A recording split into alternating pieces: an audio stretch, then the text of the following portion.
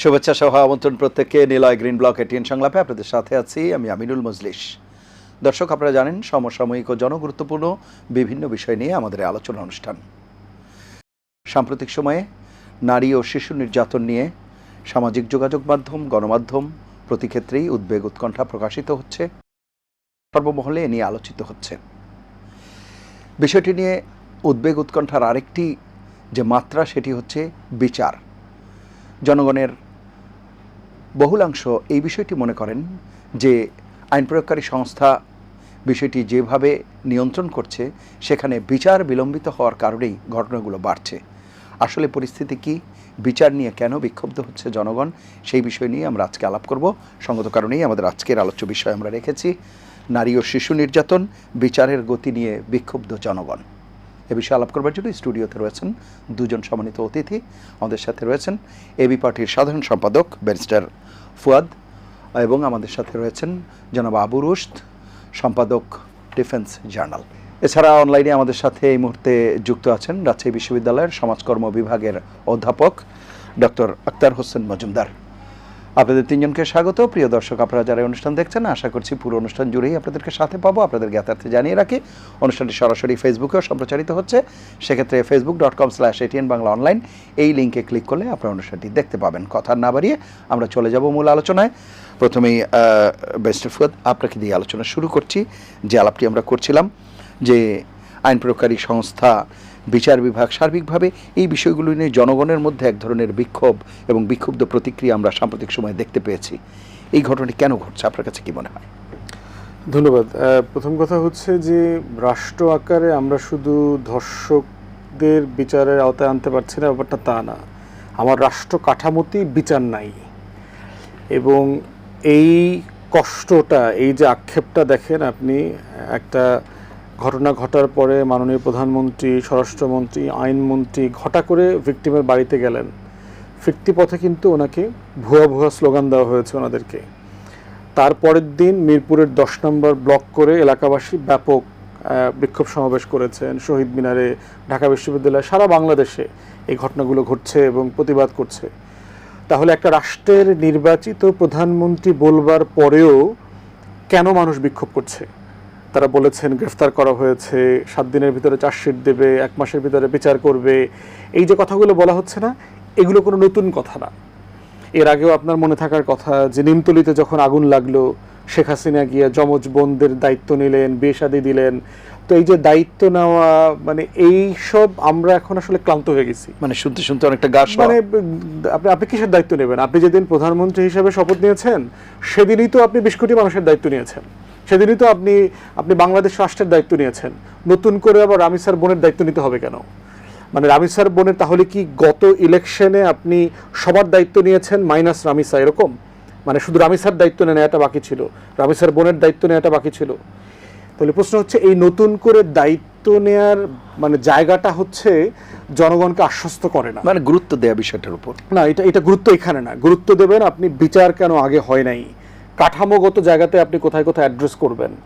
তনু হত্যার বিচারটা কোথায় আটকে গেছে? আসিয়া হত্যার বিচারটা কোথায় আটকে গেছে? আপনি এই যে হাজার হাজার ধর্ষণের ঘটনা ঘটেছে আওয়ামী আমল থেকে শুরু করে প্রত্যেকটা, গত আমলে, এই আমলে, কোথায় আটকে গেছে? এটার একটা কাঠামোগত সমাধান প্রস্তাব করতে হবে। তো যে আইনমন্ত্রী, সরকারের মাত্র বয়স হয়েছে 2.5 মাস, সবাই তো বলছে ইটস টু আর্লি। না, মোটেও আর্লি না। কারণ হচ্ছে এই সরকার কখনো আর্লি না, সরকারের বয়স কখনো নির্ধারিত হয় না। সরকার হচ্ছে একটা পার্মানেন্ট ফেনোমেনা।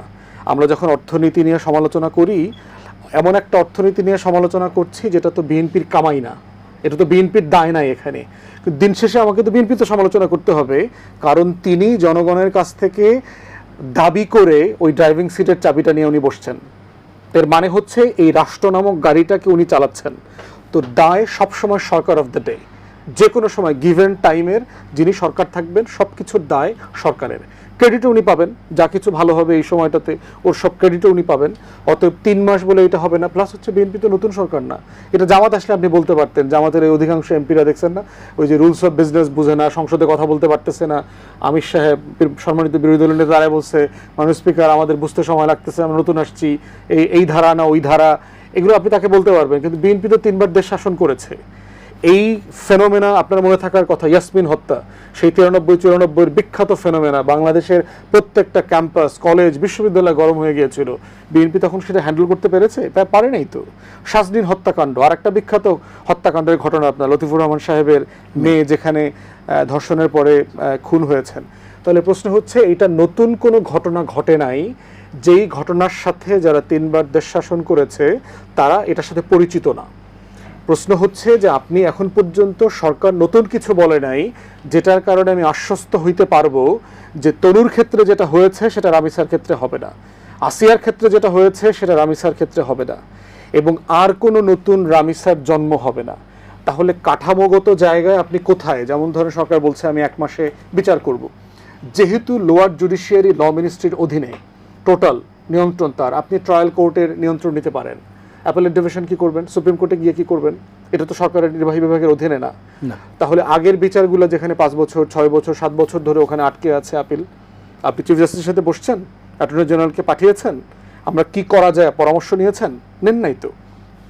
তাইলে এই যেটা হয়েছে, সরকার এখন পর্যন্ত এমন কিছু করে নাই অথবা বলে নাই যেটা থেকে বিক্ষুব্ধ জনতা আশ্বস্ত হতে পারে যে আসলে এইবার সরকার ডিফারেন্টলি বিহেভ করছে। ডিফারেন্টলি করছে না, এক্স্যাক্টলি আগের মতো করছে। আমরা এখন আধুনিক জমানায় আছি, আমরা মধ্যযুগে না। এবং এমপি মন্ত্রীদের যে চেহারার ধরন, মানে খুবই অ্যাগ্রেসিভ এবং পাত্তা না দেওয়ার অ্যাটিটিউড। প্রশ্ন হচ্ছে, এইটাকে কোনোভাবে মনে হয় না যে আপনি বিচার করছেন। এবং শুধু ধর্ষণের বিষয় না, অনেকগুলো বিষয় এখানে একসাথে জড়িত। নাসিরউদ্দিন পাটোয়ারির উপরে যেটা হয়েছে শুক্রবারে, আপনি সে লোকাল বিএনপি নেতাদেরকে মাফিয়া, গুন্ডা, সন্ত্রাসী বলছে, এই জন্য আপনি কি করেছেন? 1000 লোক নিয়ে থানায় তার পিটাইতে গেছেন। তারে অলরেডি 1 দফা পিটাইছেন রাস্তায়, আর 1 দফা তারা মারতে গেছেন হলো থানায়। তো নাসিরউদ্দিন পাটোয়ারি যেটা বলছে, এটা তো আপনি কাজ দিয়ে প্রমাণ করে দিলেন যে আসলে আপনার এলাকার বিএনপি নেতারা গুন্ডা, সন্ত্রাসী, মাফিয়া। তাহলে এক্স্যাক্টলি তো আপনি নাসিরকে স্ট্রং পজিশনে নিয়ে গেলেন যে ও আসলে সত্য কথা বলছে। তারপরে তাকে আবার ঘন্টার পর ঘন্টা থানায় বসে থাকতে হয়েছে, মামলা নিচ্ছেন না। দেখেন কোনো জায়গায় মামলা নিচ্ছে না। তাহলে একই ঘটনা তো আমরা আওয়ামী লীগের আমলে দেখেছি, একই ঘটনা গত বিএনপির আমলে দেখেছি। আপনি মনে করে দেখেন, হাসিনার উপরে যখন 21শে আগস্ট বোমা মারা হইল, ককটেল বিস্ফোরণ করা হইল, এটার ব্যাকগ্রাউন্ডে কারা আছে না আছে, ষড়যন্ত্র, এগুলো সব কিছু আমার কাছে পরিষ্কার, ওটা অন্য আলোচনা। একটা সাবেক প্রধানমন্ত্রী, বিরোধী দলীয় নেত্রী, তাকে আহত করা হয়েছে। তার মামলাটার জন্য আওয়ামী লীগের নেতারা এই থানা ওই থানা এই থানা করে দৌড়াইতেছে। আপনি দেখবেন জলিল সাহেব থানার মামলার কাগজপত্র নিয়ে নিয়ে রাষ্ট্রই তো বাদী হয়ে এখানে মামলা করবে। শাহবাগে দেখেন ঢাকা বিশ্ববিদ্যালয়ের ডাকসু নেতৃবৃন্দকে পিটাইলো, ছাত্র দলের ছেলেপেলে এসে ওখানে থানা ভাঙা দিল, মামলা নেই। তাহলে আপনি যখন রামিসার ক্ষেত্রে বলছেন আপনি 1 মাসের ভিতরে বিচার করবেন, গ্রেফতার করবেন, ধরে ফেলছেন, কিন্তু আপনি একই রকম অন্য ঘটনা যেগুলো ঘটছে সেখানে আপনি দেখতে পাচ্ছি যে রাষ্ট্র পরিষ্কারভাবে দলীয় ভূমিকা নিচ্ছে। তখন এই বিক্ষুব্ধ জনগণ কিভাবে আস্থা রাখবে যে আসলে you are serious about dispensing justice? আমরা এই সিরিয়াসনেসের উপর তো ভরসা করতে পারছি না। তো এই যে রাষ্ট্র কাঠামোর ভিতরে যে বিচারহীনতা, যেটা দশকের পর দশক ধরে ঝুলে আসছে, চলে আসছে, এই বাস্তবতাটা আপনি কিভাবে ডিল করবেন? পাশাপাশি দেখেন, যেই লোকটা গ্রেফতার করা হয়েছে ধর্ষক, বিএনপি রাজনীতির সাথে ইনভলভ, তাকে আপনি বিএনপি দলীয়ভাবে তাকে ডিল করেছেন কিনা, তার কোনো পদ পদবি আছে কিনা, তাকে ডিসমিস করা, সাসপেন্ড করা, পদ পদবি এটা করেছেন কিনা? এই পুরো প্রসেসের সাথে লোকাল চাঁদাবাজি, মাদকের ব্যবসা জড়িত। আপনি জানেন যে এই ঘটনাগুলো যারা ঘটছে, যে ধর্ষক সে তো মাদকাসক্ত ছিল, ওখানে পিচ্চি রাজাকে গ্রেফতার করা হয়েছে, লোকাল যারা মাদক ব্যবসায়ী ছিল। পিচ্চি রাজাকে গ্রেফতার করে যে গাড়িতে উঠানো হচ্ছে, সে দিব্যি হাসতেছে, ভাবখানে এরকম যে আমার, সে তো রাজা, রাম দিছে তার পিচ্চি রাজা, আমার রাজত্বে আমি এখন 1 দিনের জন্য হলিডে করতে যাব কাশিমপুর কেরানীগঞ্জে, 2 দিন, এর আগে সে নেপাল থেকে ঘুরে আসছে, 2 দিন আমি হলিডে করে আবার ফিরে আসব। তাহলে তার হাসি বলতেছে যে আপনি আমার নিতে পারেন, রাখতে পারবেন না, কারণ আমার জন্য দাঁড়ানোর জন্য প্রচুর টাউট বাটপার লয়ার আছে, 5 লাখ 10 লাখ ছাড়া দিব, ইয়াবার ব্যবসার টাকা ও আমার ছুটায় নিয়ে আসবে। রামিসার ব্যাপারে কেউ দাঁড়াবে না বলছে। হ্যাঁ, দাঁড়াবে না এটাও বলার দরকার নেই। দাঁড়াবে না কেন? বাংলাদেশের যে কোনো নাগরিকের তো আপনার লিগ্যাল অ্যাসিস্ট্যান্স পাওয়ার সুযোগ আছে। এইটা আবার বেশি বাড়াবাড়ি, এইটা আইনের শাসনের মধ্যে পড়ে না, এইটা আবার সুশীল চেতনার মধ্যে চলে গেছে। এই চেতনা দরকার নাই। চেতনা হচ্ছে যে কোনো অপরাধীরও আইনজীবীর শেল্টার পাওয়ার সুযোগ আছে। হাসিনাকে রাষ্ট্র আইনজীবী দিয়েছে না? হাসিনার থেকে বড় আসামি তো সোনার বাংলায় বর্তমানে কেউ নাই, তাহলে তাকেও তো রাষ্ট্রীয় আইনজীবী দিয়েছে। তাহলে ওইটার বিচারের জন্য তাকে আইনজীবী দিতে হবে, আইনজীবী দাঁড়াইতে হবে ওখানে, কারণ তার সাইড অফ দ্য স্টোরিটা কি এটা কোর্টে বলতে হবে না, বলতে হবে তো। তাহলে এমন তো না যে ভাই আমার এই এর শাস্তি দিয়েন না, মৌকুফ করে দেন, এটা আলোচনার বিষয় না, কিন্তু উকিলের মাধ্যমে তার কথাটা বলবার অধিকার তো তার আছে। সো বটম লাইন হচ্ছে এই কাঠামোর পুরোটা মিলায়ে রাষ্ট্রকে যে এটা অ্যাড্রেস করা, যে এই লুপোলগুলোকে আমি অ্যাড্রেস করব, সেইটা না করা পর্যন্ত সিম্পলি বিচার চাওয়া, দিন মাস, একদিন, এক সপ্তাহ, এক মাসের ভিতরে করে ফেলবেন, মানে এটা দিয়ে আপনি এই সংকটের সমাধান করতে পারবেন না। একটু শুনে আসি আমি। আমাদের সাথে রয়েছেন প্রফেসর আক্তার। প্রফেসর আক্তার, আপনি শুনছিলেন যে বিষয়গুলো আমরা আলাপ করছিলাম, যে মানুষ বিচারের গতি নিয়ে বা বিচার প্রক্রিয়া নিয়েও বিক্ষোভ প্রকাশ করছে, সন্তুষ্ট হচ্ছে না। ইভেন যেটি বলছিলেন ব্যারিস্টার ফুয়াদ, এবং আমরাও যেটি দেখেছি গণমাধ্যমে, যে খোদ প্রধানমন্ত্রী যাচ্ছেন, আইনমন্ত্রী যাচ্ছেন, স্বরাষ্ট্রমন্ত্রী যাচ্ছেন, তারপরও আশ্বস্ত হচ্ছে না মানুষ বা আশ্বাসে কাজ হচ্ছে না। কেন এই বিষয়টি? জি, ধন্যবাদ। ধন্যবাদ যারা আমার সহ আলোচক রয়েছেন এবং যারা শুনছেন সবাইকে। এটা ঠিক, আমরা ঠিক যে পরিস্থিতি আছি, একটা পলিটিক্যাল ট্রানজিশন হয়েছে, এটা একটা ঠিক আছে কথা। এই কথা নিয়ে অনেকে হয়তো বলবেন সময়ের কমতি বাড়তে, যে বিষয়টা আসলে রাষ্ট্র তো একটা স্বাভাবিক প্রক্রিয়ার মধ্যে দিয়ে চলে, এবং আমি বলবো যে যেটা বিশেষ করে অন্তর্বর্তীকালীন সরকার এবং তার কন্টিনিউয়েশন, আমরা মোটামুটি একটা স্বাভাবিক পর্যায়ে আমরা চলছিলাম।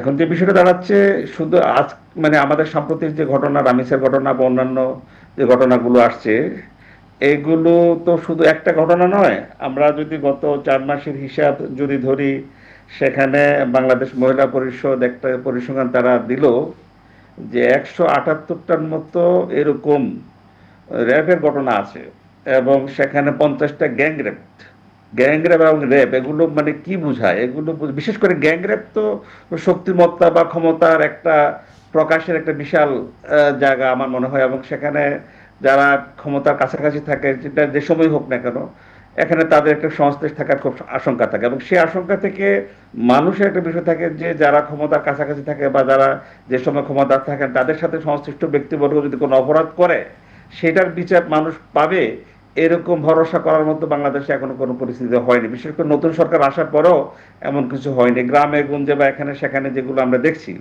তো সেখানে মানুষের ভরসা করার খুব জায়গা কম। এবং রামিসার বাবাও যেটা বলেছেন, আমরা সবাই শুনেছি, যে তিনি কিন্তু বিচার চাচ্ছেন না, কারণ তিনি বিচার চেয়ে আবার প্রতারিত হওয়ার যে একটা জায়গা, সেটার মধ্যে উনি পড়তে চাচ্ছেন না।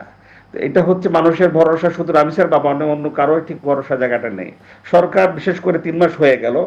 এখন এই জাতীয় অপরাধ বা যেসব অপরাধগুলো হচ্ছে, এগুলোর একটা মানে একটা অপরাধের সাথে অনেকগুলো ফ্যাক্টর এখানে জড়িত থাকে। বিশেষ করে দর্শনের সাথে যারা জড়িত, তাদের একটা কথা বললাম যে পলিটিক্যাল শক্তির সাথে তাদের একটা সংশ্লেষ আছে। আরেকটা বিষয় যেটা থাকে, বিশেষ করে অন্যান্য আরো কিছু অপরাধমূলক কর্মকাণ্ড, বিশেষ করে মাদক ব্যবসা বা মাদক গ্রহণ, এইসব বিষয়ের সাথে এইসব অপরাধীদের একটা সংশ্লেষ থাকে।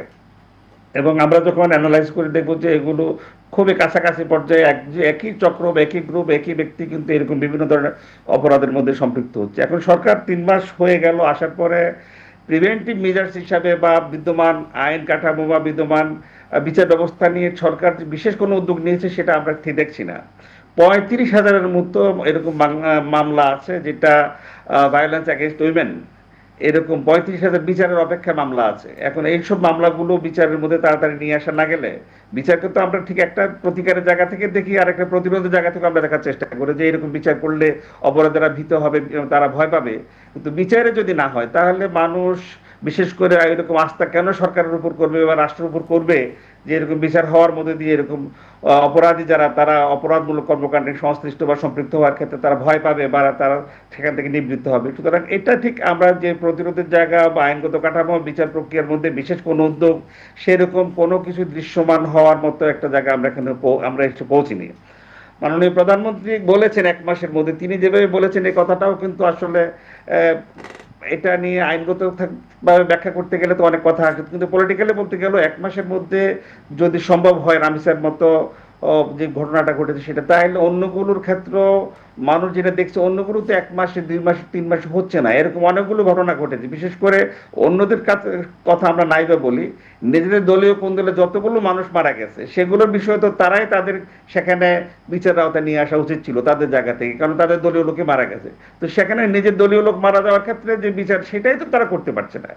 সেই জায়গা থেকে অন্যরা সেভাবে ক্ষতিগ্রস্ত হবে, আক্রান্ত হবে, এবং সেই জায়গা থেকে মানুষ আশ্বস্ত হবে যে না বিচার পেয়ে যাব 1 মাসের মধ্যে বা নির্দিষ্ট একটা সময় বলার মধ্যে দিয়ে বিচার পেয়ে যাবে, সেরকম মানুষ আশ্বস্ত হওয়ার কোনো সুযোগ পাচ্ছে না বলে আমার মনে হচ্ছে, এবং মানুষও মনে হয় সেরকমই মনে করে আর কি। জি, আমি আসবো আবার আপনার কাছে, শুনে আসি। জনাব আবু রুশদ রয়েছেন আমাদের সাথে। জনাব আবু রুশদ, শুনছিলেন দুজন সম্মানিত আলোচক বলছিলেন কোন দিকে যাচ্ছে আসলে বিচার বিভাগের প্রতি যদি এ ধরনের অনাস্থা তৈরি হয়ে যায়, বিষয়টি তো নিঃসন্দেহে আশঙ্কাজনকও বটে।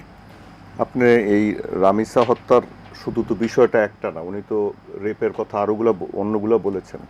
আমি ওর বাইরে আরেকটা দিকে নিয়ে যাই, একটার পর একটা বলি। এগুলো আজকের রিপোর্ট, 2-1 দিনের রিপোর্ট আর কি। আপনার চরমনের মাদ্রাসা ভবনের 6 তলা থেকে ছাত্রীর লাভ। আচ্ছা, তারপরে আসেন মাদ্রাসা শিক্ষিকাকে ধর্ষণ চেষ্টা, প্রধান শিক্ষক গ্রেপ্তার নারায়ণগঞ্জে। মাদ্রাসা শিশুকে বলাৎকারের অভিযোগ। আচ্ছা, ঢাকায় আবারও শিশু ধর্ষণের অভিযোগ, আজকের রিপোর্ট ভাসান থেকে। আচ্ছা, এরপরে হচ্ছে ভবানীপুর মহিলা মাদ্রাসায় প্রধান শিক্ষকের বিরুদ্ধে ধর্ষণের অভিযোগ। ঠিক আছে, তার আগে আসেন চট্টগ্রামে শিশুকে যৌন নিপীড়নের অভিযোগে ইমাম গ্রেপ্তার। আচ্ছা, এর আগে আসেন খুলশী থানাধীন আমবাগান এলাকায় মাদ্রাসায় 2 ছাত্রীকে ধর্ষণ চেষ্টার অভিযুক্ত গ্রেপ্তার। হ্যাঁ, আচ্ছা, তারপরে নওগাঁয় মাদ্রাসার শিশু শিক্ষার্থীকে বলাৎকারের অভিযোগে শিক্ষক গ্রেপ্তার। বলাৎকার ও আত্মহত্যায় প্ররোচনার ঘটনার মূল আসামি মোহাম্মদ শিহাব হোসেনকে গ্রেপ্তার করেছে রামপুরা থানা পুলিশ। ওই বনশ্রীর যে মাদ্রাসায় যে একটা বাচ্চা আপনার বলাৎকারের শিকার হয়েছে সেগুলো। আচ্ছা, এখন আরেকটা আছে ধামাইরহাটে শিক্ষার্থীকে ধর্ষণের অভিযোগে মাদ্রাসা শিক্ষক গ্রেপ্তার দামুরহাটে নওগাঁয়। এখন প্রশ্নটা হচ্ছে যে শুধু তো নারী শিশু ধর্ষণের শিকার হচ্ছে না, এই যে বাচ্চাগুলা যারা ধর্মীয় শিক্ষালয়ে, যেখানে আমাদের তো ধর্ম শিক্ষা দেওয়া হয়, ধর্মীয় আচার আচরণ শিক্ষা দেওয়া হয়। আমি একজন মুসলমান হিসেবে গর্বিত যে আমার ধর্ম দিন ইসলাম যেখানে শিক্ষা দেওয়া হয়, এগুলো আমি পছন্দ করি। কিন্তু সেই জায়গায় এই ঘটনাগুলো, এইটা গত 2-3 দিনের রিপোর্ট, এগুলো কিন্তু আমার রিপোর্ট না, এগুলো হচ্ছে মেইন স্ট্রিম মিডিয়ার রিপোর্ট, আমি পড়ে শোনালাম, আমি স্ক্রিনশট নিয়ে রেখেছি। তাহলে এগুলো কি কারণে করছে? এগুলো তো নারী শিশু না, বাচ্চা ছেলেদেরকে। এখন আপনার এই রামিসা হত্যাকাণ্ডের ব্যাপারটাকে এবং রেপের ঘটার ব্যাপারটাকে, আমি, উনি তো আইনজীবী এবং উনি একজন সামাজিক বিজ্ঞানী, ওইদিকে আমি যাচ্ছি না। আমি একজন সাংবাদিক হিসেবে বলি যে অনেক আপনার সোশ্যাল মিডিয়াতে এমন অশ্লীল ভাষায় এবং বিভিন্নভাবে কথা বলা হয়েছে, আমার কাছে এগুলোর স্ক্রিনশট আছে। এই একটা বাচ্চা মেয়ে, 7 বছর মনে হয় বয়স ছিল মেয়েটার, যে সে ওড়না পরেনি, বেপর্দা। হ্যাঁ, ওড়না পরেনি, বেপর্দা। যখনই একটা ধর্ষণের ঘটনা ঘটে তখন বলেন ওড়না পরেনি, বোরকা পরেনি, বেপর্দা। যারা এই কথাগুলো বলছে, মেয়েদেরকে দোষ দিচ্ছে, তাদেরকে কাছে আমি প্রশ্ন যে আপনারা রামিসা হত্যার ঘটনায় সরকারকে যা তা বলে গালাগালি করছেন, এটা তো সরকার গিয়ে নিজে ধর্ষণ করেনি, এটা তো প্রধানমন্ত্রীর ইন্ধনে ধর্ষণ হয়নি, স্বরাষ্ট্রমন্ত্রীর ইন্ধনে ধর্ষণ হয়নি, আপনারা তাদেরকে যা তা বলে গালাগালি করছেন। তাহলে এই মাদ্রাসায় যে ঘটনাগুলো ঘটছে তার জন্য কাকে গালাগালি করবেন? ওগুলো তার প্রধানমন্ত্রী নিয়ন্ত্রণ করেন না, স্বরাষ্ট্রমন্ত্রী নিয়ন্ত্রণ করেন না। আপনি বলবেন, উনি যেটা বললেন যে রাষ্ট্র তো চালায় হলো সরকার, হ্যাঁ রাষ্ট্র চালায় সরকার, কিন্তু আসলে এই ঘটনাগুলো হচ্ছে বাংলাদেশে যত না রাজনৈতিক, তার থেকে বেশি হচ্ছে সামাজিক, সাইকোলজিক্যাল ডিসঅর্ডার। আপনার মনোজাগতিক যে বিষয়টাতে যে পরিবর্তন বাংলাদেশে হয়েছে, এইগুলো আমরা লক্ষ্য করি না, আমরা এগুলোকে এড়িয়ে যাই। আমরা মানুষের স্বাভাবিক চলাচল, শিক্ষা, তাদের উন্নয়ন, এই সমস্ত বিষয়ে খেয়াল করি না। আমরা করি কি কতগুলো হুজুগের পিছনে ছুটি। রুশদ ভাই, আমি একটা বিরতি নিয়ে এসেই আপনার এখানে যুক্ত হচ্ছে, আপনার কাছেই শুনবো। প্রিয় দর্শক, নিলয় গ্রিন ব্লক এটিএন সংলাপে পর্যায়ে নিচ্ছি বিরতি, থাকুন আমাদের সঙ্গে।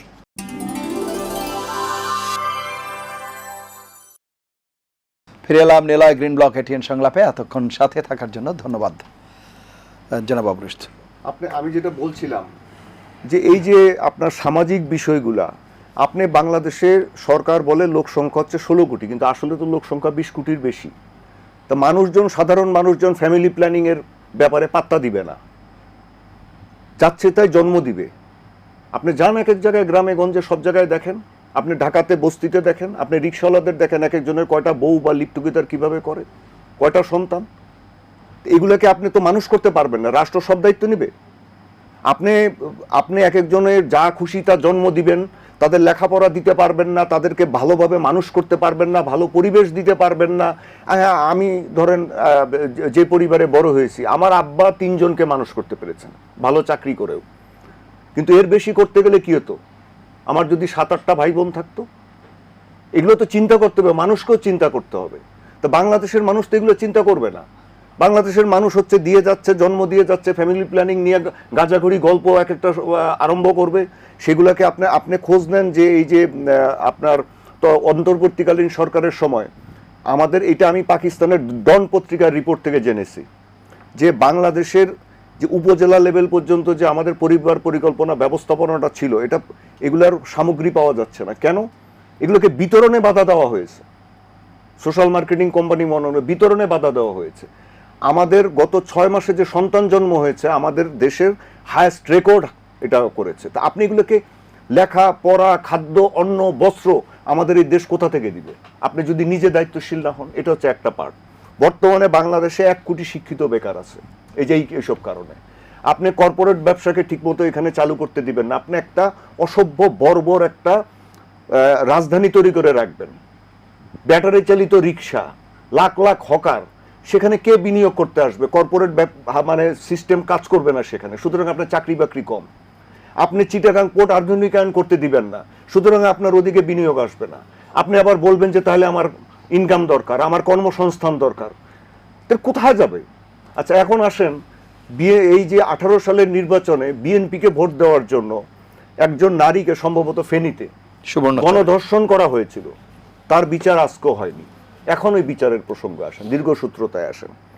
তনু হত্যার বিচার, তনু হত্যার বিচারে কি হয়েছিল আপনারা এটা এখন দেখছেন, যে কোনো একজন মানে যে পোস্টমর্টেম রিপোর্ট দিয়েছিল সে তো আবার ভারতে পালিয়ে যাওয়ার সময় মানে ধরা পড়েছে। এবার সে কি রিপোর্ট দিয়েছিল, এখন সে আবার নতুন করে কেসটা শুরু হয়েছে, শুরু হওয়ার পরে দেখা যাচ্ছে কে আবার অন্যদিকে টার্ন নিয়েছে, মানে কারা কয়েকজন গ্রেপ্তার হয়েছে। তো এই যে জিনিসগুলো হয়, এখন আপনি আইন কানুন সব কিছুই আছে থাকার পরে এই যে দীর্ঘসূত্রতাটা, তারপরে এভাবে আপনার প্রভাব বিস্তার করে এই যে পোস্টমর্টেম রিপোর্ট পাল্টে দেওয়া, এগুলো তো একটা দিক। আমি আবারও বলি, আমি গুরুত্ব দিতে চাই সামাজিক বিষয়টাতে। সামাজিক বিষয়টাতে এখানে বাবা মার দায়িত্ব আছে, এখানে পরিবারের দায়িত্ব আছে, এখানে শিক্ষকদের দায়িত্ব আছে, আপনার এখানে ইমাম সাহেবদের দায়িত্ব আছে, আলেম ওলামাদের দায়িত্ব আছে, এখানে শুধুমাত্র পুলিশের দায়িত্ব একা না। আসবো আমি আবারও একটু শুনে আসি। জনাব ফুয়াদ আছেন আমাদের সঙ্গে। মিস্টার ফুয়াদ, আপনি যে বিষয়গুলো বলছেন, যে এই যে আমরা দেখছি ধর্মীয় প্রতিষ্ঠানগুলোতে বা অন্যান্য জায়গায়, এই বিষয়গুলো যদি একটু আলোকপাত করেন।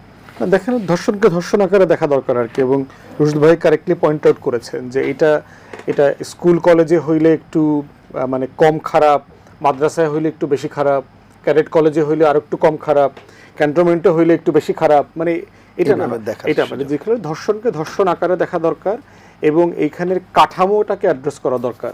রুশদ ভাইয়ের সাথে একটু রেসপেক্টফুলি ডিসএগ্রি করি। দিন শেষে রাষ্ট্রকে এটাকে অর্গানাইজ করতে হবে। যেই ফোর্সের কথা উনি বললেন, যে এই ফোর্সগুলোকে প্রত্যেকটাকে রেসপন্সিবিলিটি ভাগিদার করে দিন শেষে এইটার রেফারির দায়িত্বটা রাষ্ট্রের। আলেম ওলামাদের সাথে কথা বলা, এটাই তো প্রধানমন্ত্রীর কাজ, স্বরাষ্ট্রমন্ত্রীর কাজ, সকল স্টেক হোল্ডারদেরকে নিয়ে। এই জন্য আমরা রিপিটেডলি, আমি পার্সোনালি এবং প্রেস কনফারেন্স করে বলেছি যে ক্রস পার্টি একটা পার্লামেন্টারি কমিটি করেন, পাবলিক হিয়ারিং অ্যারেঞ্জ করেন, দেশের সকল সেক্টরের লোকদের কথা শোনেন যে হোয়াট ওয়েন্ট রং, মানে কোন জায়গাটাতে আমাকে অ্যাড্রেস করতে হবে একটা কম্প্রিহেন্সিভ রেজলিউশনের জন্য। না, আপনি একটা মৃত্যুদণ্ডের রায় দেওয়ার পরে পেপার বুক তৈরি করতে লাগে কত বছর, ডেথ রেফারেন্স। তাহলে এই জিনিসগুলোকে আমরা অ্যাড্রেস করছি, আমরা যে বিচার তাড়াতাড়ি চাচ্ছি, কিভাবে তাড়াতাড়ি হবে? তাহলে সেটাই, মানে কাঠামোগতভাবে এটা সম্ভব না, মানে এটা প্রধানমন্ত্রী চাইলেই উনি বলে দিল যে পারবেন না। সেটাই আমি বলছি, এটা যেটা করতেছে এটা আরো বেশি সরকারের প্রতি ফ্রাস্ট্রেশন তৈরি করবে। প্রধানমন্ত্রী তো বলেছিলেন 1 মাসের মধ্যে বিচার করতে। প্রধানমন্ত্রী এই যে কোরবানি আসতেছে না, কোরবানির গোশত খায়া মোটামুটি মাসখানেক তো ধরেন লোকজন বেহুশ হয়ে থাকবো, অফিসে আদালতে আসবে পেট ভুঁড়ি টুরি মিলায়া জিলায়া, ডায়রিয়া, গ্যাস্ট্রিক ট্যাস্ট্রিক বাধা, মানে এই সিজনে তো 1 মাস এমনি আপনার গোশত খাইতে খাইতে 1 মাস চলে যাবো। এখন আপনি কিভাবে এই এই এই বিচার করবেন? সরকারি অফিস আপনার ঠিকঠাক হইতে হইতে মানে মোটামুটি জুন মাস চলে যাবে। সরকারি অফিসের আমাদের যে মানে যে খাইসলত কাজের সংস্কৃতি, হ্যাঁ, তাহলে আপনি প্রধানমন্ত্রী এই কথাটা বলে তো আরো আরো আরো মানে বিব্রতকর অবস্থায় পড়বেন। কারণ এটা স্টেটমেন্ট হয়ে গেল, অফিসিয়াল স্টেটমেন্ট হয়ে গেল। এখন তো সবাই দিন তারিখ গুনবে না, কাউন্টডাউন শুরু করেছে। 30তম দিন চলে গেল, 29তম দিন চলে গেল, 28তম দিন চলে গেল। আমাদের যেটা দাবি করা দরকার কাঠামো সংস্কার। এই কাঠামো সংস্কার করতে না পারলে যেটা হবে যে আপনি এইটাকে অ্যাড্রেস করতে পারবেন না। আর ক্রস সেকশন ইনভলভমেন্টটা খুব জরুরি, যে কোথায় কোথায় এটাকে অ্যাড্রেস করা দরকার। কওমি মাদ্রাসার ব্যাপারে অনেক ওলামায়ে কেরামরাও বলছেন যে একটা নীতিমালাতে আনতে হবে, যেখানে সেখানে মাদ্রাসা করা এবং রেসিডেন্সিয়াল করা, যেখানে মেয়েরা থাকবে, যেখানে শিশুরা থাকবে, যেখানে বাচ্চারা থাকবে, যার কোনো ওভারসাইট নাই, যার কোনো রেসপন্সিবিলিটি নাই, রাষ্ট্রের সাথে লোকাল অ্যাডমিনিস্ট্রেশনের কোনো যোগাযোগ নাই, এটা দেখাশোনা কে করবে? আমাদের কোনো কাঠামোতেই শিশুদেরকে দেখাশোনা করার জায়গা নাই। আমাদের স্কুল বলেন, কলেজ বলেন, আত্মীয়তা সম্পর্ক, গবেষণা কিন্তু বলছে যে অধিকাংশ এই ধর্ষণ বলেন, অ্যাবিউজ বলেন, এগুলো ক্লোজ রিলেশনশিপে হয়। মোস্ট অফ দ্য কেসেস দেখবেন ভাতিজি, ভাগ্নি, নাতনি, কাজের বুয়া, এই এই যে পুরো চক্র, প্রতিবেশী, যাদের সাথে আপনার রেগুলার দেখাশোনা হয়। ব্যাপারটা এরকম না যে আপনি গাড়ি দৌড়ায় একজনকে আপনি রাস্তা থেকে ধৈরায় না এই কাজটা করছে, ব্যাপারটা এরকম না। তাহলে এই ক্লোজ সার্কিটে আমাদের যেটা ক্লোজ কনজারভেটিভ ফ্যামিলি কাঠামো আছে, এই কাঠামোর ভিতরে তো এই লার্নিংটাকে আনতে হবে। আপনি স্কুলের পাঠ্যপুস্তকের অংশ বানাইতে হবে, বাবা মা শিক্ষকদেরকে নিয়ে বসতে হবে, কথা বলতে হবে, ক্যাম্পেইন করতে হবে। এই জন্যই বলছি যে সরকারের তরফ থেকে এগুলোকে অর্গানাইজ করতে হবে দিন শেষে। কারণ এগুলো অর্গানাইজ রাষ্ট্র নিজ দায়িত্বে করতে পারবে না। আপনি যে নিম্নবিত্ত পরিবার, তার আর্থিক কাঠামো নাই, সে তার ঘরে সন্তান বেশি হবে, তো এটা তো আরবানাইজেশন করতে হবে। কারেক্টলি পয়েন্ট আউট করছেন, যখন এটা কে করবে? রাষ্ট্র করতে হবে। দিন শেষে এই কাজ করবার দায় রিক্সাওয়ালার না, অথবা আমাদের নিম্নবিত্ত পরিবারের না।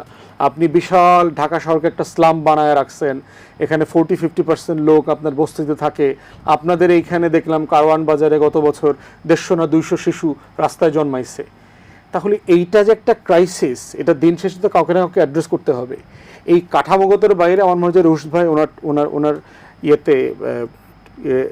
ইয়েতে মানে সেকশন যখন আসবে উনি বলবেন, এটার কিন্তু একটা সিকিউরিটি ইমপ্লিকেশন আছে। আপনি যখন এই লেভেলের অস্থিরতা দেশে তৈরি হবে, দেখেন যে বিচারহীনতার উপরে যখন আস্থা থাকবে না, তখন যেটা করবে, খুলনায় যেটা হয়েছে কালকে না পরশু, কোর্টে গিয়ে তো গুলি করছে, কক্সবাজারে করেছে, আজকে বিএনপির এক গ্রুপ আরেক গ্রুপে গুলি করছে, তারপরে হচ্ছে পুলিশের গাড়ি জ্বালায় দিল চিটাগাংয়ে। আপনি যদি আমাদের কোনো শত্রু রাষ্ট্র আমাদের স্বার্থহানি করতে চায় মাদক দিয়ে, আপনার যদি এরকম 100টা ইনসিডেন্ট পরিকল্পিতভাবে এক মাসে ঘটায় করে ফেলে, তাহলে কিন্তু রাষ্ট্র কিন্তু অস্থির হয়ে যাবে। এটা কিন্তু সিরিয়াস সিকিউরিটি কনসিকুয়েন্স আছে। এবং আমরা 71-এর সময় দেখেছি, যুদ্ধের সময় বিহারি কিলিংয়ে যারা অংশগ্রহণ করেছে তাদেরকে আপনার জেলখানা থেকে নিয়ে আসা হয়েছে, মদ খাওয়ানো হয়েছে, মাতাল করা হয়েছে, তারপরে হচ্ছে বিহারি কলোনি থেকে ঢুকায় দেওয়া হয়েছে, র্যান্ডম গণহত্যা করে হাজার হাজার মানুষকে মাইরা চলে আসছে।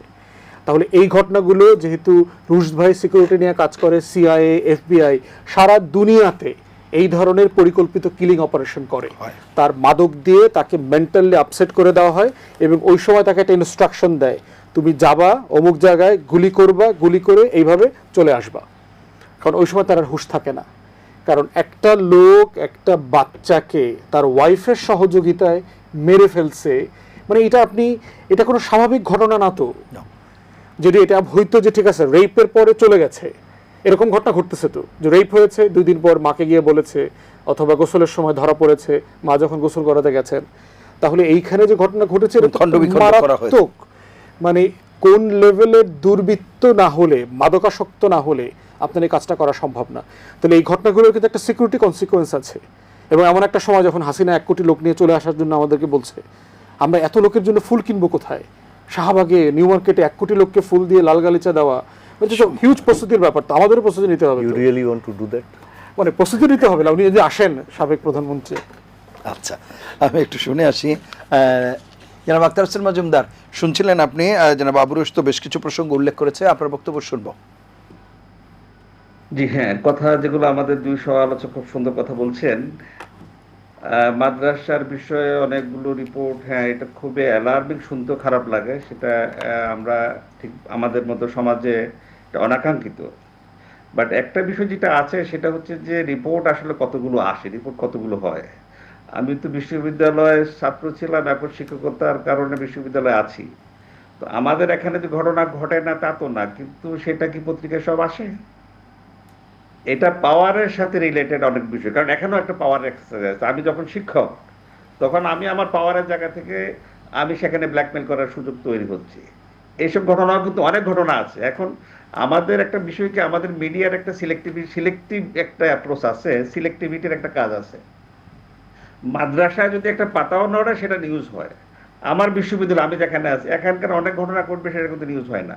তো আমি সেটা বলছি না, নিউজ হচ্ছে, অবশ্যই সেটা হওয়া দরকার। মাদ্রাসায় যেটা হয়েছে আরো বেশি হওয়া দরকার, যদি কোনো ঘটনা ঘটে নিউজ হওয়া দরকার, বাট সবগুলোই হওয়া দরকার। কারণ সমস্যাটা তো শুধু এক জায়গায় না, সমস্যাটা অনেক জায়গায় এবং সেটা সব জায়গায় আছে। সেই জন্য এই জায়গাটাকে আমার মনে হয় আবুল ভাইয়ের সাথে আমি ঠিক একটু যোগ করবো যে হ্যাঁ, নিউজগুলো আমাদের মিডিয়া কিন্তু একটা একটা কালচার অনেকদিন ধরে লালন করে আর কি। আমরা ঠিক সবাই জানি আমাদের এখানে শিক্ষা ব্যবস্থার ক্ষেত্রে যে যে দুই তিনটা ধারা আছে, ধারার মধ্যে সেখানে মাদ্রাসা শিক্ষার বিষয়ে আমাদের একটা নেতিবাচকতা অনেক সময় কাজ করে, মানে আমাদের অ্যাপ্রোচে বা আমাদের এক্সপ্রেশনে। তো সে জায়গায় অবশ্যই আমি বলবো ঘটনা ঘটলে অবশ্যই সেটা অ্যাড্রেস করা দরকার, এবং সেখানে সরকারকে বিশেষভাবে অ্যাড্রেস করা দরকার। এবং যেহেতু মাদ্রাসা নিয়ে কথা আসছে, আমাদের বাংলাদেশের কমে মাদ্রাসা গুলো মূলত মহিলা মাদ্রাসা যেগুলো চলে, বেশিরভাগ কমে আবাসিক যেগুলো আছে, আমাদের কমে আলেম ওলামা যারা আছেন তারাও নিজস্ব পরিমণ্ডলে নিজস্ব জায়গা কিন্তু একটা আলাদা করে কমিটি করে হোক বা নিজস্ব কোনো একটা কাঠামোর মধ্যে নিয়ে এসে এটার একটা নিয়ন্ত্রণ দরকার। এটা হচ্ছে একটা দরকার। সরকার যেখানে এই জাতীয় ঘটনা ঘটে, সেটা মাদ্রাসায় ঘটুক, সেটা স্কুলে ঘটুক, সেটা কলেজে ঘটুক, সব জায়গায় সেভাবে যদি সমানভাবে অ্যাড্রেস করতে পারে, তাহলে কিন্তু এই সমস্যাটা কমে আসে। আমার মনে হয় সেই জায়গায় আমাদের বিশ্ববিদ্যালয়, আমি তো বললাম যে এখানে আমাদের বিশ্ববিদ্যালয় কেন, এখানে আমরা সবাই বিশ্ববিদ্যালয়ের সাথে সব কোনো না কোনোভাবে এখনো যদি অনেকে বিচ্ছিন্ন হয়ে গেছে, বিচ্ছিন্ন হলেও কিন্তু এই কালচারের সাথে কিন্তু আপনাদের একেবারে সম্পর্ক মোটেই নাই, বা এখানে কিছু জানেন না সেটা তো না। এগুলো সমানভাবে অ্যাড্রেস হওয়া দরকার, এবং এগুলো যখনই ঘটনা ট্রেস হয় সেগুলো এত শক্ত করে এগুলোকে অ্যাড্রেস করতে হবে যাতে আর কেউ সাহস না করে। কিন্তু একটা সমস্যা যেটা, সেটা হচ্ছে আমরা একটা কালচার অফ সাইলেন্সের মধ্যে থাকি এইসব বিষয়। বিশেষ করে আমরা ঠিক প্রকাশ করতে চাই না অনেক সময়, বিশেষ করে মেয়েরা বা মহিলারা যারা, তারা এরকম ঘটনা যখন শিকার হন, এটা তাদের ভবিষ্যতের সাথে অনেকভাবে রিলেটেড। সে প্রকাশ করতে গেলেও সমস্যা, প্রকাশ না করতে গেলে সেই যন্ত্রণা তাদেরকে সেই যন্ত্রণার মধ্যে থাকতে হচ্ছে। তো সুতরাং এটা যদি বিচারের একটা শক্ত কাঠামোতে দাঁড় করানো যায় যে বিচার হবে, অনেকে সাহস করে এগিয়ে আসবে। আমরা মাঝখানে একবার দেখছিলাম মিটু একটা আন্দোলন যখন হয়েছে, মিটু যখন ইন্টারন্যাশনাল শুরু হলো, তখন কিন্তু আমাদের এখানেও অনেকে অনেক কিছু, আমাদের মিডিয়া জগতের, আমাদের চলচ্চিত্র জগতের, আমাদের বিশ্ববিদ্যালয়ের স্টুডেন্টরা যারা পাশ করে গেছে, তাদের কিন্তু অনেকে কিন্তু তাদের সেলফ এক্সপ্রেশনে অনেক কিছু, অনেক ঘটনা আমরা দেখেছি, সোশ্যাল মিডিয়াতে অনেকগুলো এসেছে। তো সেটা একটা একটা একটা বলবো যে একটা ঢেউয়ের কারণে একটা বলেছে। বাট বিচারের জায়গা থেকে যদি সেরকম বিচারের নিশ্চয়তা থাকে, তাহলে আমার মনে হয় যে যারা ভিকটিম হবে তারা সেখানে প্রকাশ করতে তারা অবশ্যই আগ্রহী হবে। তো সরকারের যে জায়গাটা, সরকার আবুল যেটা বললেন সরকার করে না, হ্যাঁ অপরাধ তো মানুষই করে, অপরাধ সেটা সরকারের দায়িত্ব হচ্ছে রাষ্ট্রের কাঠামোটা ব্যবহার করে যেন অপরাধ সেখানে কম হয়, মিনিমাম লেভেলে রাখা যায়। না হওয়াটাই কাঙ্ক্ষিত, কিন্তু কিছু কিছু ঘটনা তো ঘটবেই, সেখানে কিন্তু বিচারের ব্যবস্থা আছে। সে বিচারটা যদি ঠিকভাবে করা যায়, তাহলে সেটা সেভাবে অ্যাড্রেস করা যাবে। একটা বিষয় যেটা, সেটা হচ্ছে যে আবুল বেশ কথার সাথে একটু জাস্ট আমি একটু যোগ করতে চাই, যেটা সেটা হচ্ছে মাদ্রাসা হওয়া বা ইসলামী প্রতিষ্ঠান হওয়া, সেখানে কোনো ঘটনা ঘটবে না, এটা কিন্তু ইসলামের যে ফিলোসফি, ইসলামের যে অ্যাপ্রোচ, সেখানে সেটা বলে না। কারণ ইসলাম যেসব পানিশমেন্টের কথা আরোপ করেছে বা পানিশমেন্ট যেগুলো নির্ধারণ করেছে, এগুলো যে মুসলমান বা এরকম যারা মাদ্রাসা করবে তাদের উপর অ্যাপ্লাই করার কোনো আশঙ্কা থাকবে না সেটা তো না। সবার উপর, সবার মধ্যে এই জাতীয় নেচার বা এই জাতীয় টেন্ডেন্সি থাকবে বলেই কিন্তু এই মোরাল যে টিচিং এর পাশাপাশি কিন্তু এরকম পানিশমেন্ট বা এরকম অ্যাডজুডিকেশনের বিষয়টা রাখা হয়েছে, যাতে এরকম ঘটনা যদি কেউ করে তাহলে সেক্ষেত্রে সেটাও যেন অ্যাড্রেস করা যায়। সুতরাং সেটাই ঘটনা, মানুষের টেন্ডেন্সি যেটা হিউম্যান টেন্ডেন্সি, সেটা মাদ্রাসা থাকলেও হতে পারে, সেটা স্কুল কলেজে থাকলেও হতে পারে, সেটা ইন্টিমেট পার্টনার ক্ষেত্রেও হতে পারে, সেটা আত্মীয় স্বজন যারা খুব কাছাকাছি আছে তাদের মধ্যেও হতে পারে। সেখানেই কিন্তু আমাদের প্রিভেনশনের যে জায়গাগুলো, সেখানে মোরাল টিচিং, সেখানে যেটা আমাদের আবুল বললেন যে সামাজিক যে ভূমিকা, অবশ্যই হ্যাঁ সেগুলোকে অবশ্যই আমাদের অ্যাড্রেস করতে হবে, এবং সেখানে যেখানে আছে সেখান থেকে আমাদের ভূমিকা রাখতে হবে। একটা বিষয় কি, সামাজিক যে জায়গাটা, এটা কিন্তু খুব দুর্বল হয়ে গেছে। আমাদের এখানে আপনারা যারা আছি, আমাদের এখন থেকে 30-40 বছর আগেও আমাদের যে এক্সপিরিয়েন্স, সেটা হচ্ছে কোনো ধরনের ঘটনা ঘটার আগের যে পরিস্থিতি, সেই পরিস্থিতিও যদি কারো চোখে পড়তো, তাহলে কিন্তু আমাদের সমাজের যারা সিনিয়র মানুষ আছেন, মুরব্বী আছেন বা বিভিন্ন পজিশনে আছেন, তারা কিন্তু সেখানে সেটাকে রোধ করার জন্য বা তারা সেভাবে সেটাকে শাসন করার জন্য এগিয়ে আসতেন। বাট এখনকার সময় যেটা হয়েছে, আমরা বিশেষ করে অত লম্বা সময়, বিশেষ করে ফেসিবাদের সময়ের এই জায়গাটাতে আমরা দেখেছি যে গ্রামে গঞ্জে যেখানে সেখানে টোটাল মানে টাউট বাটপাট মাস্তান যারা, তারা সবকিছু তাদের নিয়ন্ত্রণে নিয়ে গিয়েছিল। বিচার আচার থেকে শুরু করে সবকিছু তাদের হাতে নিয়ে গিয়েছিল। সুতরাং এবং কেউ যদি এরকম ভাবে কোনো কিছু বলার জন্য এগিয়ে আসতো, তাদেরকে নাস্তানাবুদ করার চেষ্টা করা হতো। তো এই যে সমস্যাটা তৈরি হয়ে গেছে, আমরা 17-18 বছর বা লম্বা সময় যে কালচার হয়েছে, সেই কালচার তো একেবারে হঠাৎ করে আবার শেষ করাও বা দূর করাও একটু কঠিন হয়ে যায়। তারপরও সরকারের যে দায়িত্ব, সমাজের আমরা যে যেখানে আছে, আমাদেরকে আবার মুখ খুলতে হবে, সরকারকে অ্যাক্টিভলি আসতে হবে এবং এই জাতীয় অপরাধ এগুলোর বিষয়ে দৃশ্যমান কর্মসূচি সরকারের দরকার, দৃশ্যমান অ্যাকশন দরকার।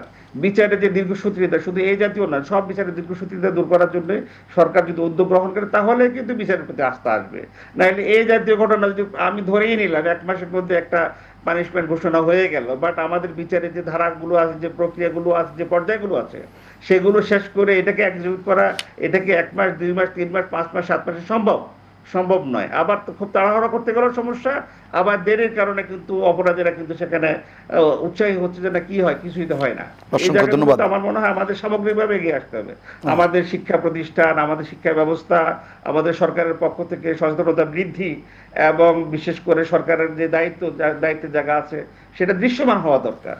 সরকার আমি আবার আসবার চেষ্টা করবো আপনার কাছে, শুনে আসি। তাহলে সেটা শুধু এই ক্ষেত্রে নয়, সব ক্ষেত্রে হওয়া দরকার। কারণ একটা জায়গায় খুব সিলেক্টিভ হয়েতে খুব ঠিক হয়ে যাবে, আর বাকিগুলো ব্যাটিক থেকে এক জায়গায় ঠিক হয়ে যাবে, এটা কোনোদিনই সম্ভব নয়। এটা আমরা সবাই বুঝি। প্রিয় দর্শক, নিলয় গ্রিন ব্লক এটিএন সংলাপে পর্যায়ে নিচ্ছি বিরতি। থাকুন আমাদের সঙ্গে।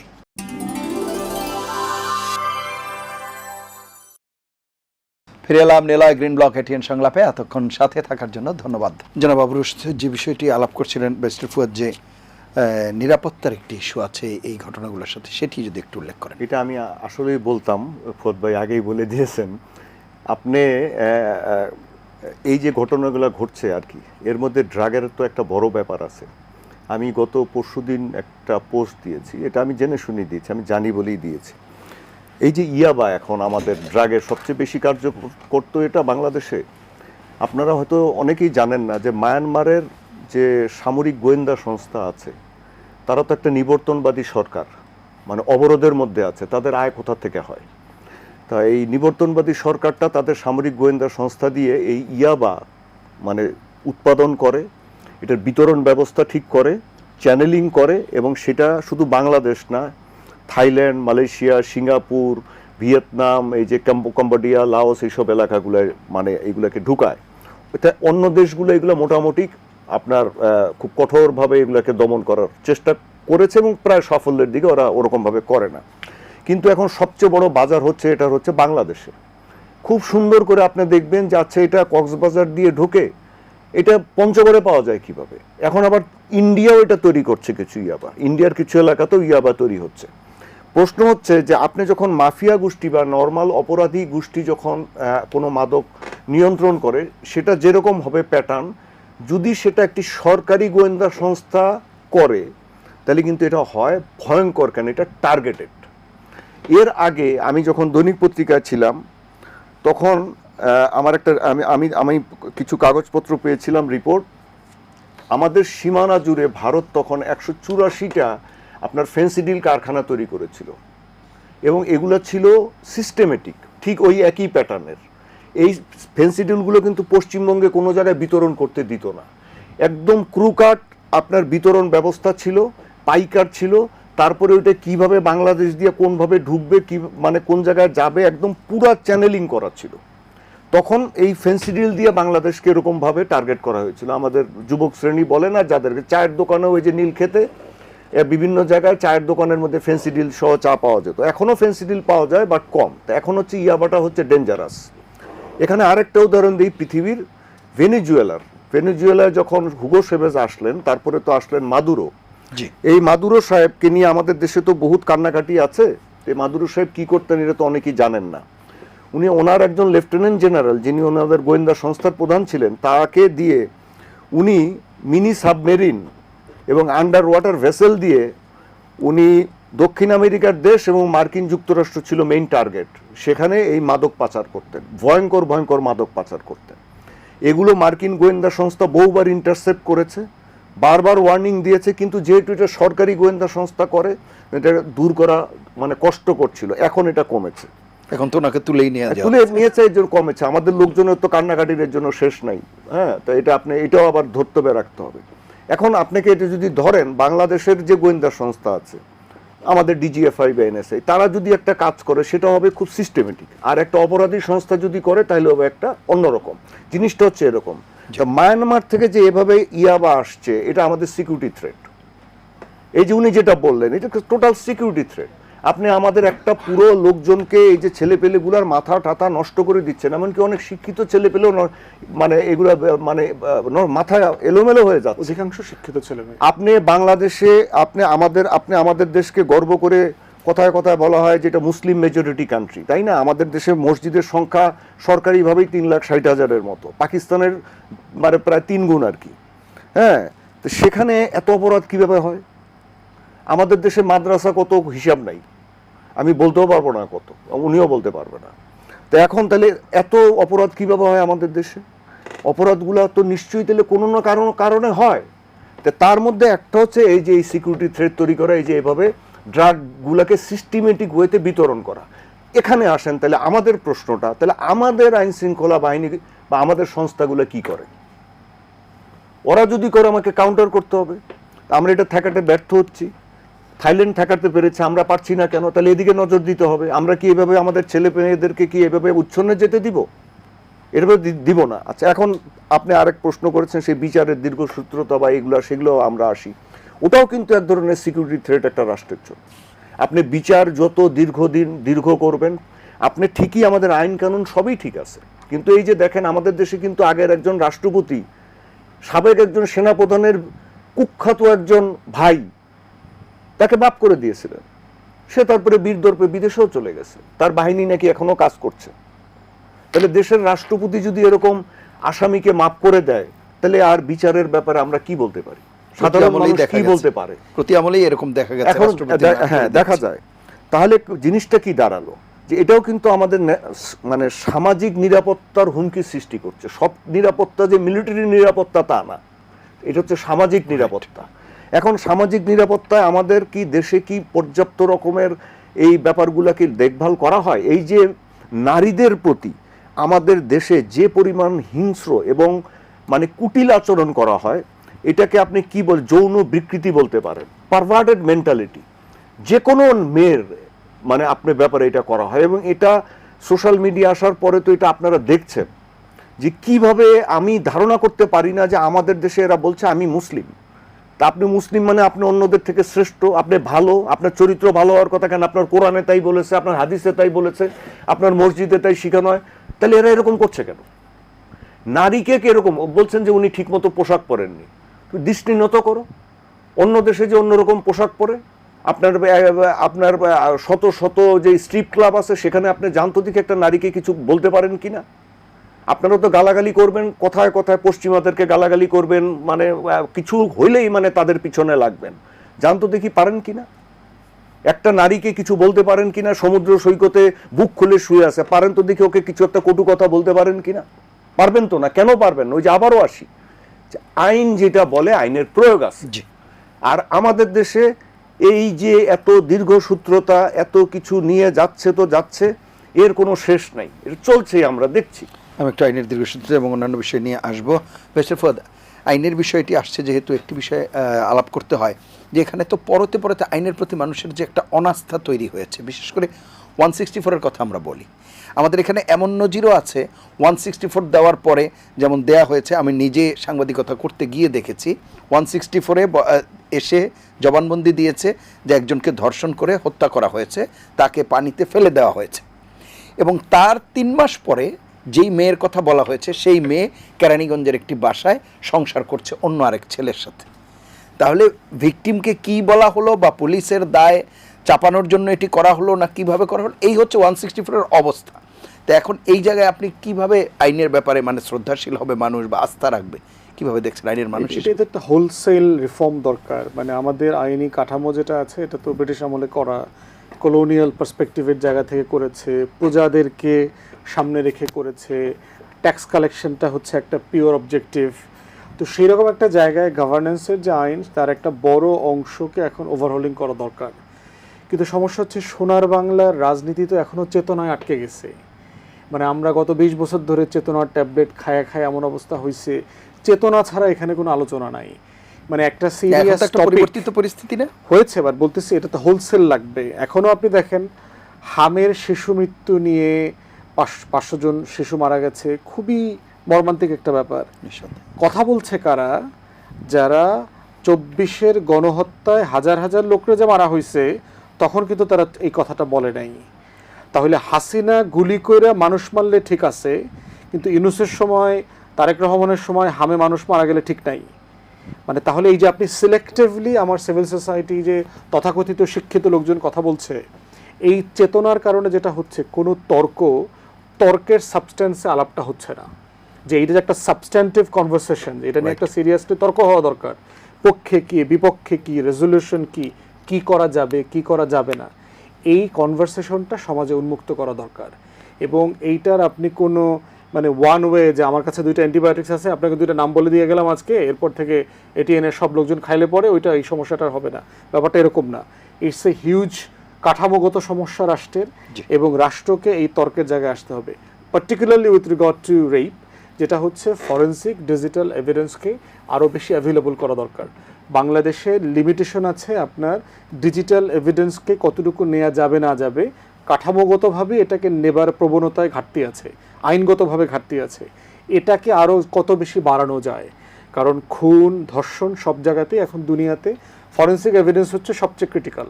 মানে আপনি 164-এ কি বলছেন না বলছেন, ইটস এ কলোনিয়াল টাইমের কনভারসেশন, যে আপনার এই প্রসেস এখন আর দরকার নাই। যে এটা হ্যাঁ পুলিশ একটা ইন্টারভিউ করবে কি হয়েছে না হয়েছে, একটা বেসিক ইনফরমেশনের জন্য এটা ঠিক আছে, কিন্তু এটার উপরে ভিত্তি করে আপনার এখন বিচার করার দরকার নাই। তো আপনার তো এখন সলিড এভিডেন্স আছে, আপনার সিসিটিভি আছে, আপনার জিনিসপত্র এখন ভিজিবল, কে করছে কে করছে না আপনি প্রকাশ্যে দেখতে পাচ্ছেন। বিচার বিভাগ তো সেগুলো আমলে নেয় না, আমলে নিচ্ছেন না। তো এই জন্য হচ্ছে কাঠামোগতভাবে এই তর্কটা তোলা দরকার। চিফ জাস্টিস থেকে শুরু করে লোয়ার জুডিশিয়ারি সব জায়গাতে এই এম্পাওয়ারমেন্টটা দরকার কনভারসেশনের জন্য। কিন্তু সরকার তো এই এম্পাওয়ারমেন্টের পক্ষে কাজ করছে বলে মনে হচ্ছে না। সে সম্প্রতি মাত্র আপনার সুপ্রিম কোর্টের সচিবালয়টা বাতিল করে দিল, এবং যেটা কথা ছিল এ ব্যাপারে তাদের কোনো নোট অফ ডিসেন্টও ছিল না। তারপরে হচ্ছে যে আপনার আইনি কাঠামোতে যে লিগালি আপনি জাজেস অ্যাপয়েন্ট করবেন একটা প্রসেস ফলো করে করা, সেটা তারা করছে না। মানে আবার তারা দলীয় অ্যাপয়েন্টমেন্টে চেম্বার, দলের বারের নেতারা কার কোন জুনিয়রকে এখন অ্যাপয়েন্ট করবেন সেই প্রসেসে চলে যাচ্ছেন। তো আমরা যখন এই কাঠামো সংস্কার নিয়ে কথা বলছি, সরকার প্রধান আশ্বস্ত করছেন, কিন্তু তিনি যখন কাজগুলো করছেন কিন্তু এক্স্যাক্টলি এই কাঠামোকে পিছনে ফিরায় নেবার জন্য। তাহলে এই যে মানে রিফর্ম ইনকনসিস্টেন্সি আছে, এই ইনকনসিস্টেন্সি রেখে আপনি কিভাবে আশা করছেন যে আমি 1 মাস, 3 মাস, 6 মাসের ভিতরে ইনসাফ ডিসপেন্স করব? বিচার আপনি করতে পারবেন না, কারণ আপনি কাঠামোতে আপনি রং সিদ্ধান্ত নিয়ে কাঠামোটাকে পিছনে ফিরায় দিচ্ছেন। জি, শেষ করব আমরা। জনাব আখতার হোসেন মজুমদার যদি কিছু যুক্ত করেন 1 মিনিট। না ঠিক আছে, আমার মনে হয় যে কথাগুলো খুব সুন্দর করে কথা আসছে। আমি আরো একটু জোর দিয়ে 2-1টা কথা বলতে চাই। সেটা হচ্ছে যে আমরা যারা রাষ্ট্রের কাছে আমরা আশা করবো সবাই নাগরিক হিসাবে যে রাষ্ট্রের সব কার্যক্রমের মধ্যে একটা ইন্টিগ্রিটি থাকবে। ইন্টিগ্রিটির কথাটা আমি আগেও বলেছি, এক জায়গায় খুব জোর দিয়ে বললাম আর অন্য জায়গায় প্রকাশ হচ্ছে যে না আমি আসলেই মানে নীতি নৈতিকতা বা দলবাজিদের বাইরে যেতে পারছি না, তাহলে কিন্তু মানুষ রাস্তাটা পাবে না। মানুষের রাস্তা পাবে মানুষ, আমি যখন কথা বলবো রাষ্ট্রের জায়গা থেকে, পজিশনের জায়গা থেকে ইন্টিগ্রিটির সাথে যদি বলে বা মানুষ আমার ইন্টিগ্রিটির উপর যদি আস্থা আনে, তাহলে কিন্তু সেটা সম্ভব। আর আমি আরেকটা যেটা বলেছিলাম আবার একটু জোর দিয়ে বলতে চাই যে সোশ্যাল ফোর্স যেগুলো আছে এগুলোকে শক্তিশালী করা দরকার। আমাদের মতো সমাজ যেখানে অল্প জায়গার মধ্যে এত বিশাল সংখ্যক মানুষের বসবাস, সেখানে অন্য অনেক কিছু সমস্যার পাশাপাশি অপরাধ প্রবণতার একটা ভিন্ন মাত্রা থাকবে, সেটা খুব অস্বাভাবিক কিছু নয়। বাট এটাকে অ্যাড্রেস করার জন্য এখানে সবাইকে এগিয়ে আসতে হবে, এবং সোশ্যাল ফোর্সকে, যেহেতু ট্র্যাডিশনাল সোসাইটি আমাদের এবং ধর্মীয় বিশ্বাসও আছে, সেখানে ধর্মীয়ভাবে যারা জড়িত আছেন তাদেরকেও কিন্তু সেখানে সম্পৃক্ত করলে অনেক কিছু সহজ হয়ে যাবে বলে আমার মনে হয়। অসংখ্য ধন্যবাদ রুশ ভাই। শেষ করব, কিছু যদি যুক্ত করেন। আল্লাহ তাআলা সেই জাতির অবস্থা ততক্ষণ পর্যন্ত পরিবর্তন করেন না যতক্ষণ না সে তার নিজের ভাগ্য পরিবর্তন করেন। সুতরাং যে যাই বলি আমাদের প্রত্যেকের দায়িত্ব আছে, এটাকে আপনি অস্বীকার করতে পারবেন। সব কিছু আপনার কিছু নির্দিষ্ট লোকের কাছে ছেড়ে দিবেন তাহলে হবে না, আপনার নিজেদেরকেও ঠিক করতে হবে। নিজেরা যদি এই যে এরকম করে যদি মানে সমস্ত কিছু ছেলে মেয়েদেরকে লেখাপড়ার থেকে দূরে রাখেন, এভাবে নারীদের প্রতি বিদ্বেষ পোষণ করে বাপেও ওরকম ছেলেকেও ওরকমভাবে তৈরি করেন, তাহলে এরকম হবে। এখন এরা যদি ঠিক হন তাহলে রাষ্ট্র আস্তে আস্তে ঠিক হবে। দেখেন না রাষ্ট্র এই যে কতগুলো বাচ্চা ছেলে 2024 সালে কিভাবে ঠিক করে দিল, তো রাষ্ট্র ওরকমভাবে ঠিক হবে আপনারা যদি নিজেরা ঠিক হন। জি, অসংখ্য ধন্যবাদ আপনাদের তিনজনকে অনুষ্ঠানে অংশ নেওয়ার জন্য। প্রিয় দর্শক, এই ছিল আজকের নিলয় গ্রিন ব্লক এটিএন সংলাপ। পরবর্তী অনুষ্ঠান দেখার আমন্ত্রণ জানিয়ে বিদায় নিচ্ছি। সবাই ভালো থাকবেন, সুস্থ থাকবেন, আশা করি এটিএন বাংলার সঙ্গেই থাকবেন। আল্লাহ হাফেজ।